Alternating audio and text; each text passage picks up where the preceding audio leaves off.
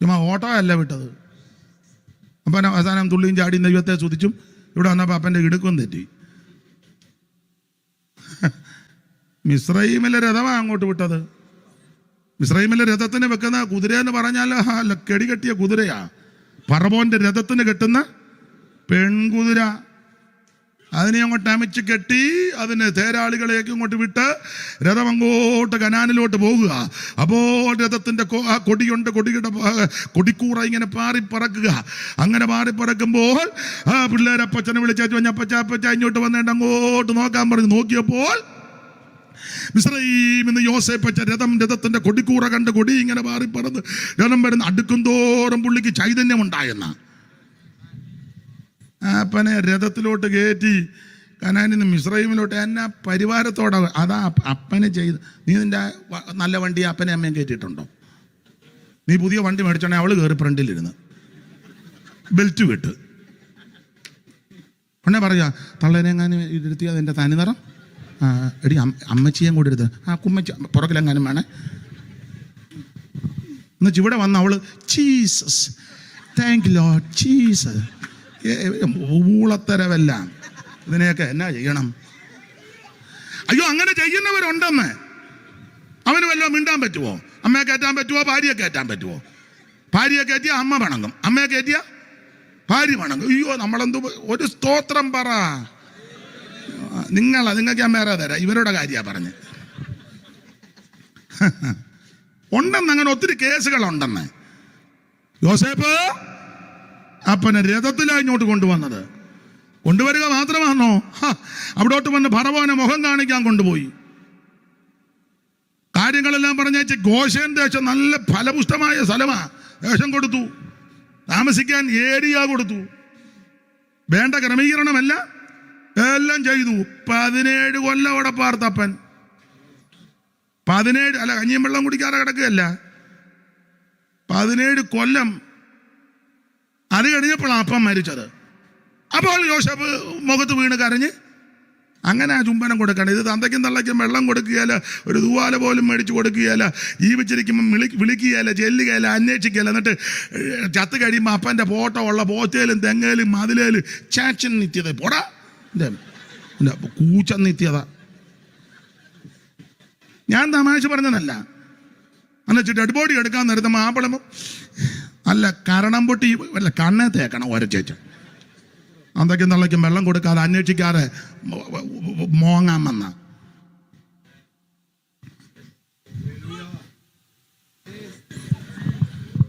ദൈവത്തിന് മഹത്വം.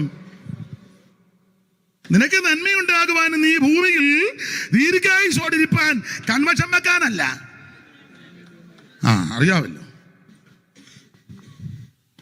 അതെ, ഞാൻ ആ ഭാഗം അങ്ങ് വിടുക. ദൈവത്തിന് മഹത്വം. അപ്പോൾ ഈ സുവിശേഷത്തിന്റെ വിശേഷതയായി പറയാൻ പോകുന്ന യേശുവിന്റെ തിരുജനനം, മരണം വിശേഷപ്പെട്ട മരണമാണ്. എന്താ ഇവിടുത്തെ മരണത്തിന്റെ ഈ മരണം ദുഃഖമാണ്. പക്ഷേ യേശുവിന്റെ മരണം നല്ല വാർത്തയാണ്. എന്താ യേശു ക്രിസ്തുവിന്റെ മരണം നല്ല വാർത്തയാകാൻ കാരണം? ഒരു കാരണം കൊരിന്ത്യർക്ക് എഴുതിയ 15-ാം അധ്യായം 1-ാം ലേഖനം 15-3 മുമ്പേ വായിച്ചതിൽ ഒന്നുകൂടെ വായിച്ച ടോമിച്ച.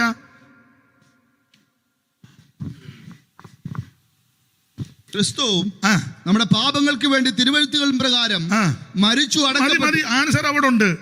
യേശു ക്രിസ്തുവിന്റെ മരണം നല്ല വാർത്തയാകാൻ കാരണം നമ്മുടെ പാപങ്ങളുടെ പരിഹാരത്തിന് യേശു മരിച്ചത്. ഇവിടെ ധാരാളം ആൾക്കാർ വന്ന് ജനിച്ചു, ജീവിച്ചു, മരിച്ചു. ആരും മനുഷ്യന്റെ പാപത്തിന്റെ പരിഹാരത്തിന് മരിച്ചില്ല. Praise the Lord. അവര് മരിച്ചു, വേറെ ചില കാര്യത്തിന് വേണ്ടിയൊക്കെ മരിച്ചു. പക്ഷേ യേശു ക്രിസ്തു മരിച്ചത് മനുഷ്യവർഗത്തിന്റെ പാപത്തിന് പരിഹാരം വരുത്താനാ. അതുകൊണ്ടാണ് ഈ മരണം നല്ല വാർത്ത.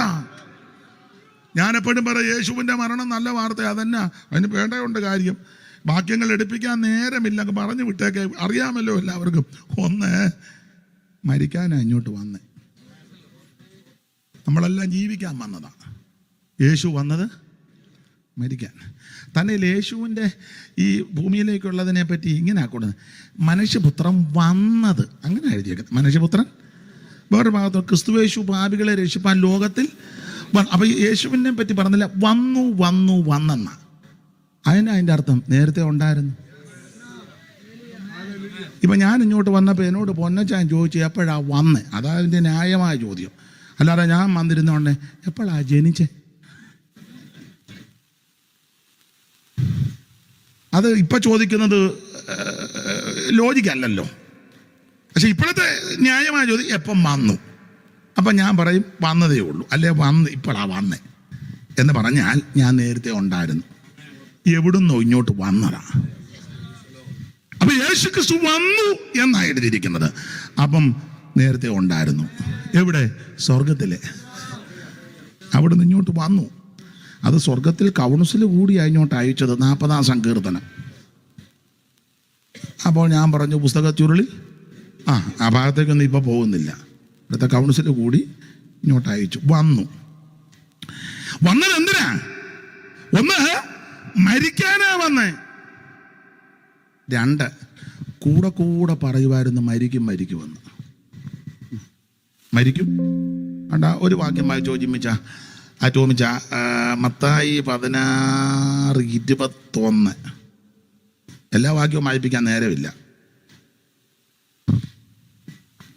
അന്നു മുതൽ യേശു താൻ യെരൂശലേമിൽ ചെന്നിട്ട് മൂപ്പന്മാർ, മഹാപുരോഹിതന്മാർ, ശാസ്ത്രിമാർ എന്നിവരാൽ പലതും സഹിച്ച് കൊല്ലപ്പെടുകയും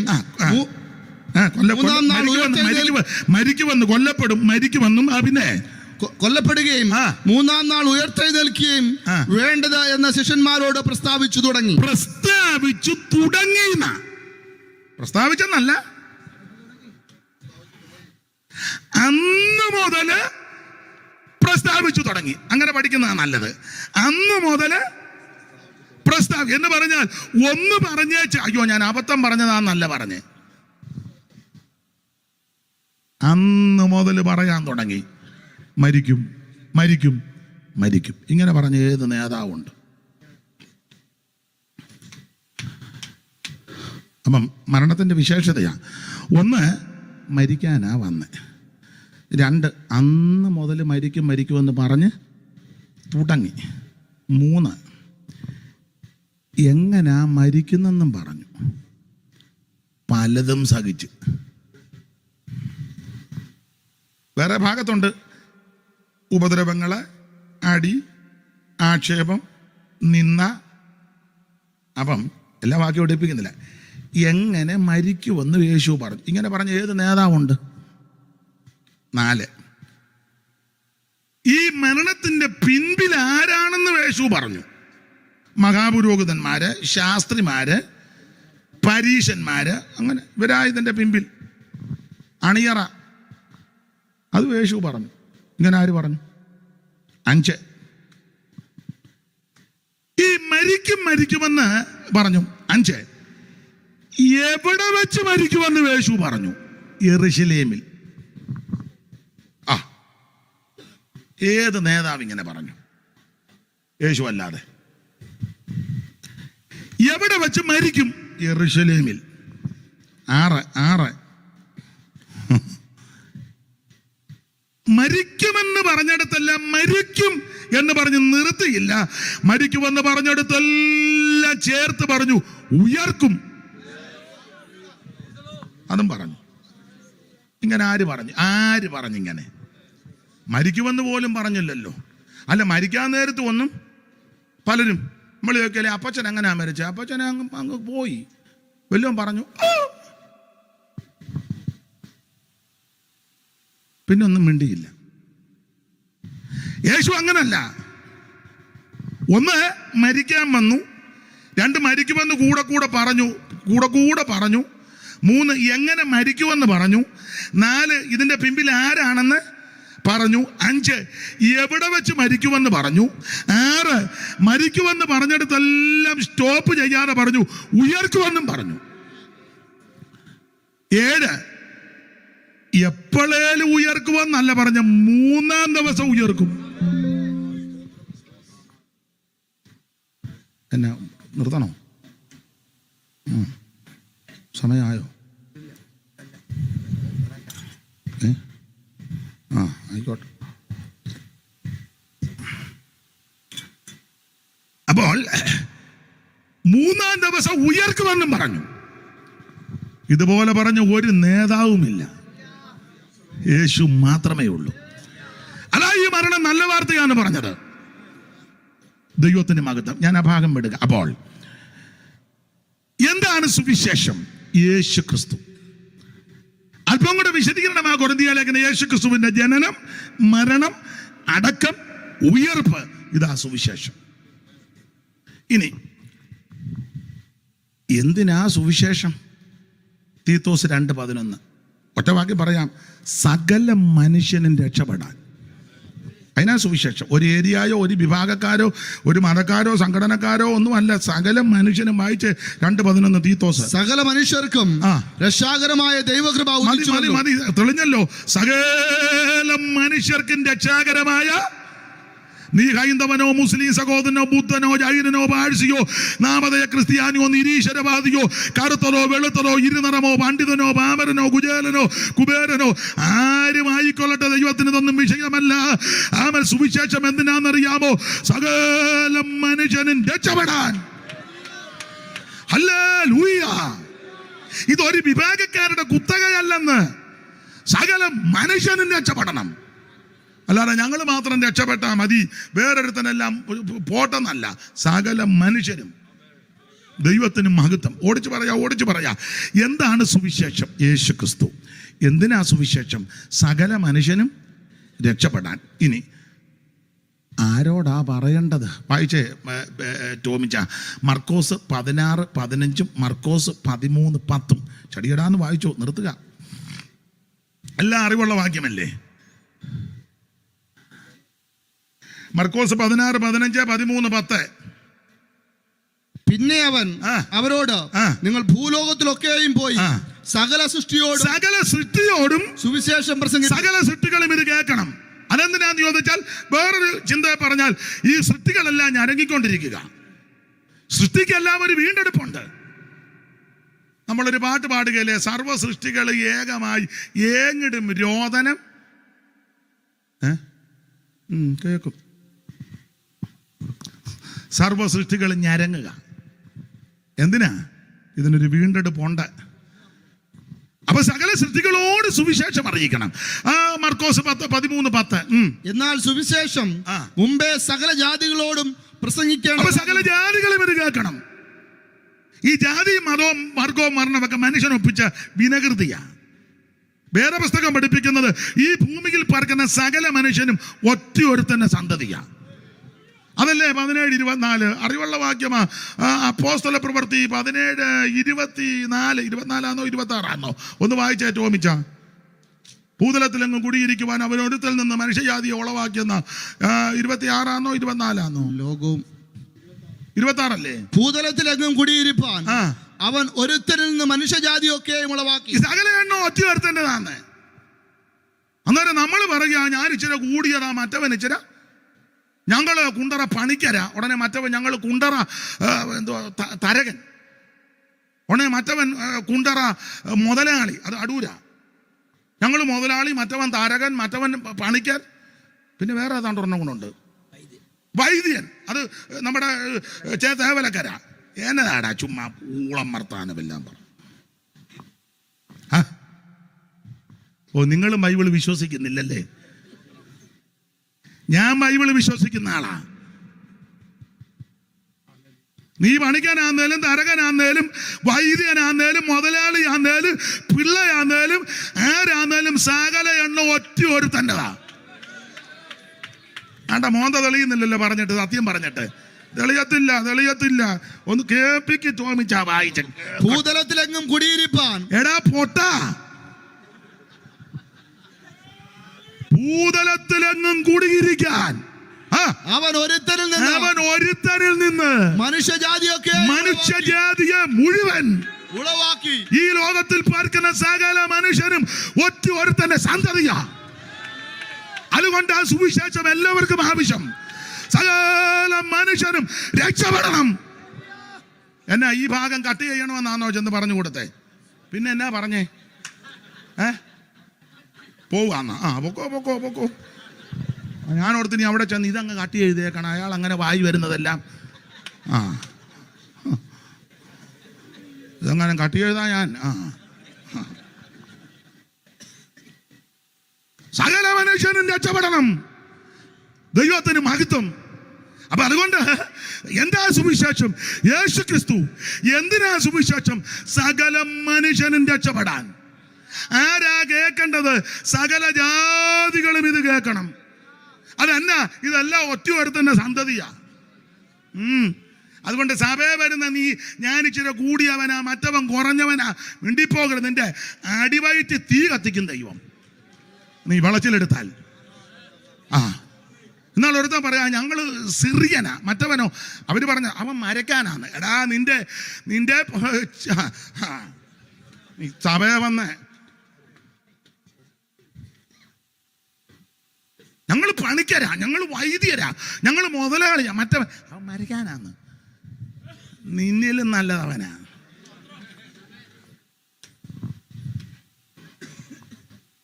ഇങ്ങനെ പറയുന്നവരുടെ കാര്യമാ ഞാൻ ഈ പറഞ്ഞേ. ഇത് പറയാത്ത എത്രയോ നല്ല മനുഷ്യരുണ്ട്. അവരെ ഓർത്ത് ഞാൻ ദൈവത്തെ സ്തുതിക്കുന്നു. എല്ലാവരും മോശക്കാരല്ല, നല്ല മനുഷ്യര് എല്ലാ വിഭാഗത്തിലും ഉണ്ട്. പക്ഷെ അവർക്ക് അവസരമില്ലല്ലോ. ഈ കാട്ടുകള്ളനെല്ലാം കൂടെ കയറി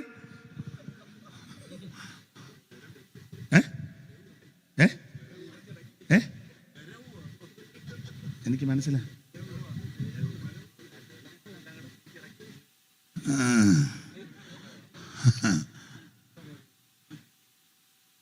ദൈവത്തിന് മഹത്വം. സകല മനുഷ്യനും രക്ഷപ്പെടണം. ദൈവത്തിന് മഹത്വം. ആട്ടെ, ഓടിച്ചു നിർത്താം. ഇച്ചിരി സമയം കൊണ്ട് എടുത്തോട്ടെ. എടുത്തോട്ടെ ഇച്ചിരി. ആട്ടെ.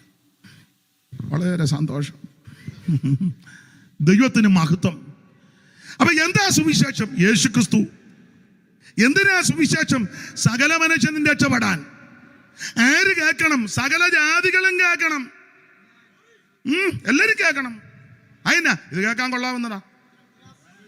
മറ്റുള്ളതൊന്നും എല്ലാവരും കേൾക്കാൻ കൊള്ളാവുന്നതല്ല. കേട്ടിട്ടില്ലേ?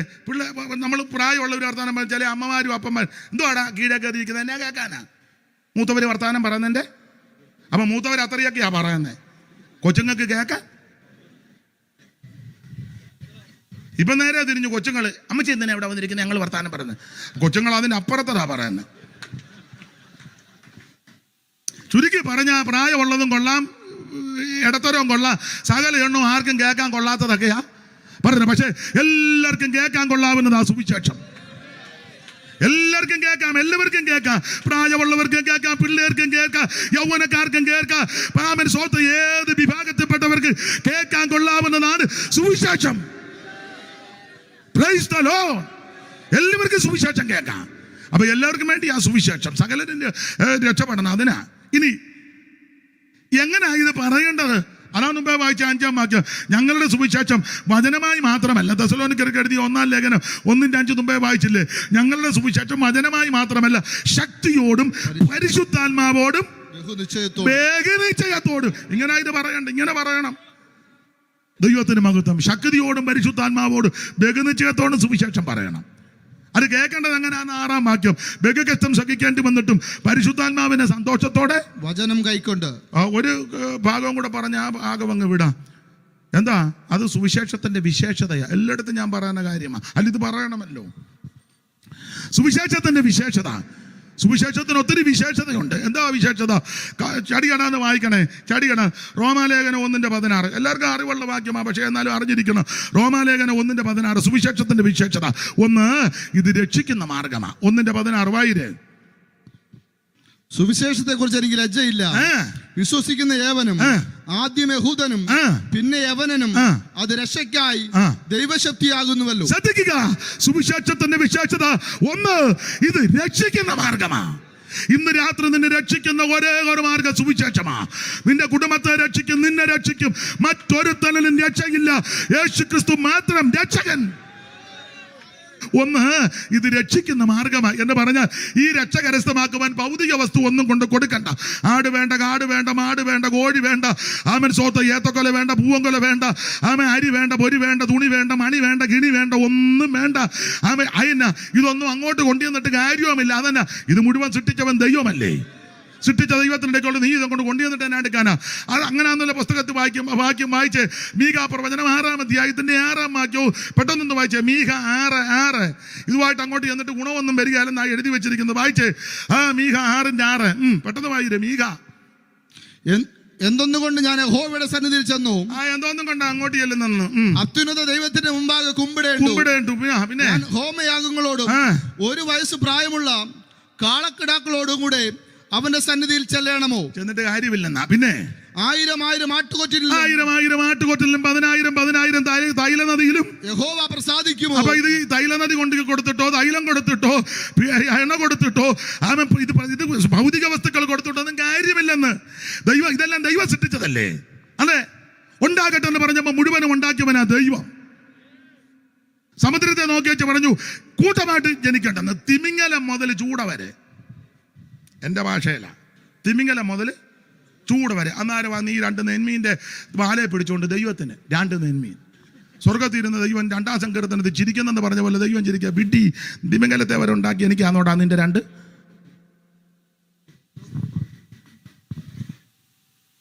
കരയിലോട്ട് നോക്കി വെച്ച ദൈവം പറഞ്ഞു കൂട്ടമായിട്ട് ജന്തുവർഗം.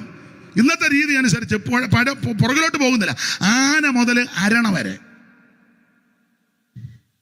ആ ദൈവത്തിനാ നിന്റെ ഒരാട്, അതും കറക്കാൻ സമ്മതിക്കാത്ത ചൊരത്താത്ത ആട് പിടിച്ച് ഞാനാ പോലും ഒരു തുള്ളി പാല് വരുന്നില്ല. ആടിനെ വലിച്ചോണ്ട് പോവാ പെയ്ത്തോമിലിട്ടു. ആടിങ്ങനെ നിൽക്കുക. അയ്യോ നിന്റെ ആടും മാടും ഒന്നും ദൈവത്തിന് വേണ്ടെന്നേ. വേണോ? വേണ്ട. വായിച്ചേ 50-9 സങ്കീർത്തനം. പെട്ടെന്ന് വായിര്. 50-9 ഒരു പ്രാസത്തില്ല. 50-9 വായിരേ. അത് തന്നെ അമ്മാമ്മ വായിച്ചല്ലോ. നിന്റെ വീട്ടിൽ നിന്ന് കാളയോ? അയ്യോ എന്റെ തങ്കച്ച, നിന്റെ വീട്ടിൽ നിന്ന് കാളയോ? മേരിക്കുട്ടി നിന്റെ തൊഴുത്തുകളിൽ നിന്ന് കോലാട്ടുകൊറ്റന്മാരെയോ ഞാൻ എടുക്കുകയില്ല. വേണ്ടെന്ന്. ജേഴ്സിയാണ് ദൈവത്തിന്. പിന്നെ ദൈവത്തിന് ജേഴ്സിയും മേടിച്ചും ഒന്നും വേണ്ട. നിന്റെ വീട്ടിൽ നിന്ന് കാളയെയോ നിന്റെ തൊഴുത്തുകളിൽ നിന്ന് കോലാട്ടുകൊറ്റന്മാരെയോ ഞാൻ എടുക്കുകയില്ല. അടുത്തത് കാട്ടിലെ സകല മൃഗവും പർവ്വതങ്ങളിലെ 1000 ജന്തുക്കളും എനിക്കുള്ളവയാകുന്നു. ഉണ്ടാകട്ടെ എന്ന് പറഞ്ഞപ്പോ മുഴുവൻ സൃഷ്ടിച്ച ദൈവമാ. ആ ദൈവത്തിനാണോ നിന്റെ ആടും മാടും? ദൈവത്തിന് വേണ്ട. അടുത്തത് മലകളിലെ പക്ഷികളെ ഒക്കെ ഞാൻ അറിയുന്നു. സകല പക്ഷികളെയും ദൈവം, കുരുകില് മുതൽ, അല്ല കുരുകിലും ചെറുതുണ്ട്, വിട്ടിലും ചെറുതുണ്ട്, കൊതുകിലും ചെറുതുണ്ട്. അത് സൃഷ്ടിച്ചവനാ ദൈവം. എൻ്റെ ഭാഷ പറഞ്ഞ കൊതുക് മുതൽ ഗരുഡൻ വരെ, ഈച്ച മുതൽ. പണ്ട് എഴുത്തച്ഛനൊരു നമ്പിയാരാന്ന് തോന്നുന്നൊരു ഒരു വരി കവിതയിലുണ്ട്. പക്ഷീന്ദ്രനുണ്ട് ഗരുഡനെന്നോർത്തിട്ട് അക്ഷികക്കൂട്ടം മതിക്കും കണക്കിനെ. പക്ഷികളുടെ രാജാവാ ഗരുഡൻ, അക്ഷികക്കൂട്ട ഈച്ച. അപ്പൊ ഈച്ച മുതൽ ഗരുഡൻ വരെ സൃഷ്ടിച്ചവനാ ദൈവം. അന്നേരം ദൈവത്തിനൊരു 2 പെടക്കോഴി, ഒരു പൂവൻ കോഴി. എവിടെ പോകുന്ന അമ്മാമേ? ദൈവത്തിനോട്. പിന്നെ പുള്ളി അടവെക്കാൻ പോവല്ലേ? ദൈവത്തിന് നിന്റെ കോഴിയും വേണ്ട, ആടും വേണ്ട, താറാവും വേണ്ട, ആടും വേണ്ട, ഒന്നും വേണ്ട. ദൈവത്തിന് നിന്നെ ആവശ്യം. ഇന്ന് രാത്രി നിന്റെ ഹൃദയത്തിൽ എഴുന്നള്ളി വസിക്കുവാൻ ദൈവം ഇഷ്ടപ്പെടുന്നത് കൊണ്ട് ഓർപ്പിക്കട്ടെ. 5 പൈസ കൊടുക്കണ്ട, 1 കാശ് കൊടുക്കണ്ട, 1 മൈൽ നടക്കണ്ട. ഇന്ന് രാത്രി ഹൃദയം കർത്താവിന് കൊടുക്ക്. സുവിശേഷത്തിന്റെ വിശേഷത, സുവിശേഷം നിന്നെ രക്ഷിക്കും.